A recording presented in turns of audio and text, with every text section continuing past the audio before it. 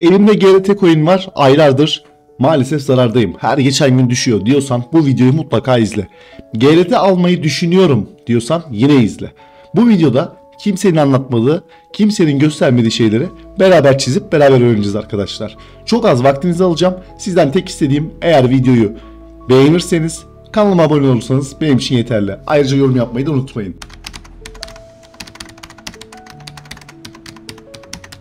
Şimdi hemen GRT'ye bakalım. Son 24 saatte %27'lik bir hacim düşüşü maalesef var arkadaşlar.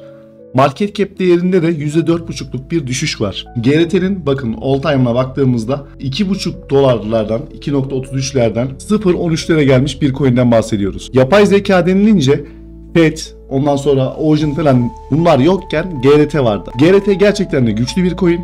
Dünya üzerinde alıcısı ve takipçisi de çok fazla arkadaşlar.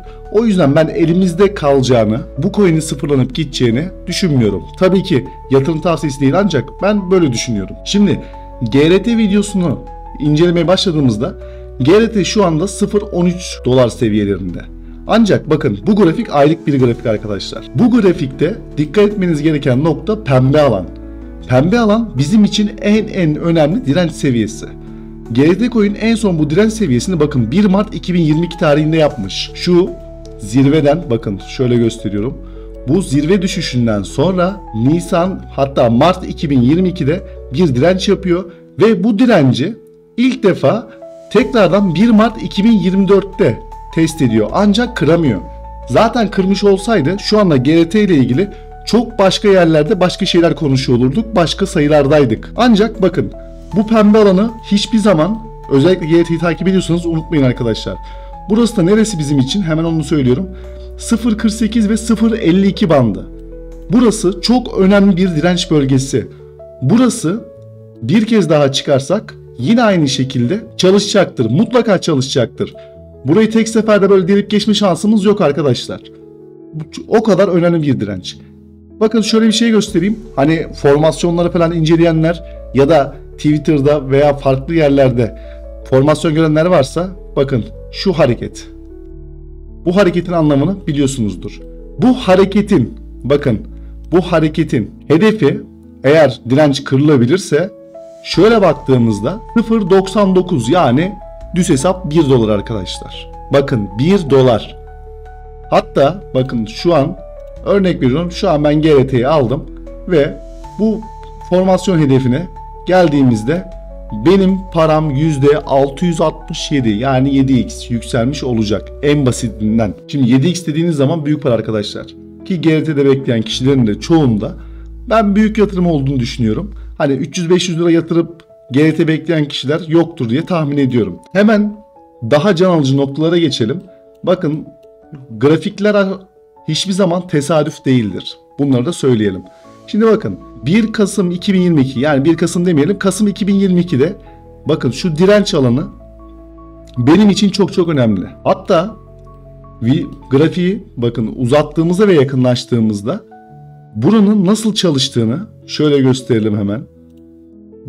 Burası da GRT için en önemli destek bölgesi arkadaşlar. Bakın buradaki çalışmasına bakın.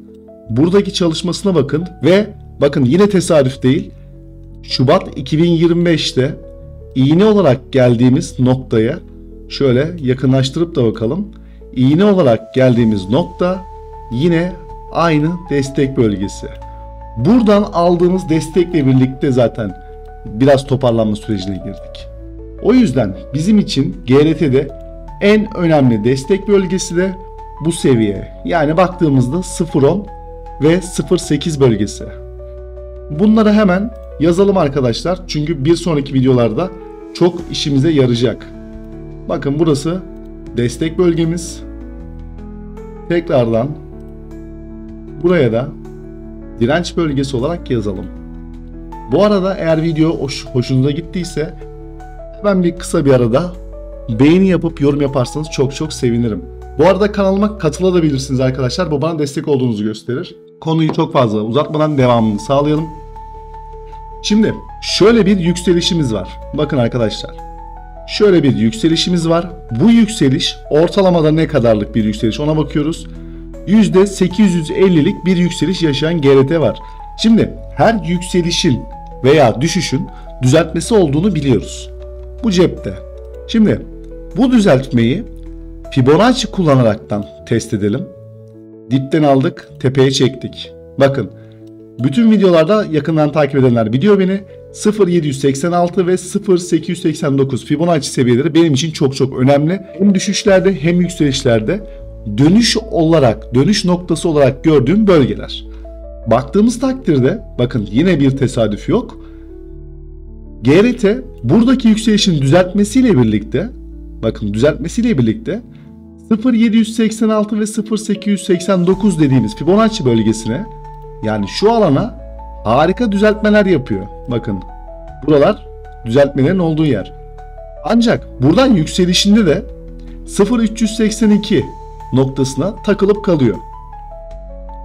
Yani şu anda 0.10 cent altına eğer GRT gitmezse buradan yukarı çıkma ihtimali çok çok yüksek. Şimdi tekrardan baktığımızda diyelim ki GRT buralarda tutundu ve Bitcoin'de artık diğer altcoin'lerle birlikte yükselişine başladı. Şakır şakır 2022'deki gibi veya 2021'deki gibi aldığımız coin %50 uçuyor. Aldığımız coin 2x yapıyor, 3x yapıyor.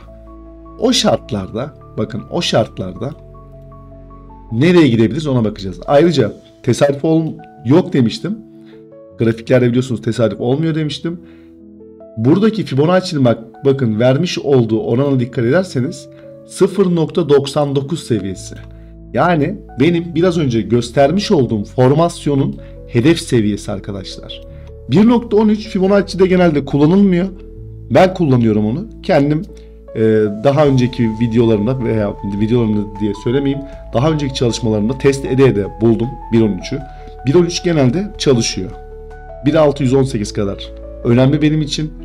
Yani burada formasyon hedefiyle Fibonacci hedefi 0.99 olduğundan dolayı bizim için gayet mantıklı.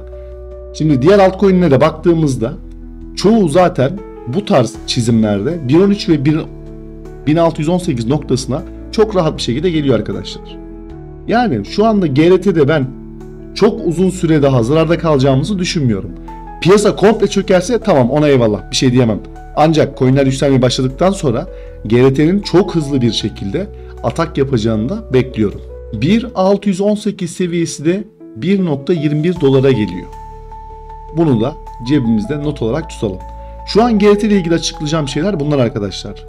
Bugüne kadar görmediğiniz şeyler belki de bunlar. Şimdi beraber çizdik ve kanıtlarla birlikte çizdik. Bu tarz analiz ettiğiniz coinleri yorum kısmına yazabilirsiniz arkadaşlar. Elimden geldiğince yardımcı olmaya çalışırım. Bu arada kanalı beğenip abone olursanız da çok çok sevinirim. Bir sonraki videoda görüşmek üzere.